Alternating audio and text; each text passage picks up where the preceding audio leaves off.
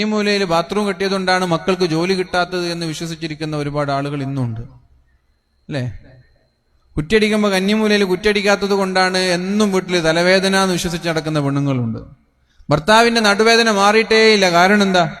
കുറ്റിയടിക്കുമ്പോൾ ആയം നോക്കിയിട്ടില്ല, കന്നിമൂലയിലല്ല കുറ്റിയടിച്ചത്. ഇങ്ങനെയൊക്കെ വിശ്വസിച്ചടക്കുന്ന ഒരുപാട് ആളുകൾ ഇന്നുണ്ട്. ഈ കന്നിമൂല എന്നൊക്കെ പറയുന്നത് സൗകര്യമുള്ള ആളുകൾ കന്നിമൂലൊക്കെ നോക്കിയിട്ടടിച്ചോളി. ഇനി ഒരു സൗകര്യമില്ലാതെ 5 സെന്റ് 4 സെന്റ് വീടെടുക്കുന്ന മനുഷ്യന്മാർ കന്നിമൂല നോക്കിയിട്ട് ഇവിടെ കക്കൂസിന്റെ കുഴി പാടില്ല, ഇവിടെ ബാത്റൂം കെട്ടാൻ പാടില്ല എന്നൊക്കെ പറഞ്ഞാൽ അവർക്ക് വീട്ടിൽ താമസിക്കാൻ വേറെ സൗകര്യം ഉണ്ടാവില്ല.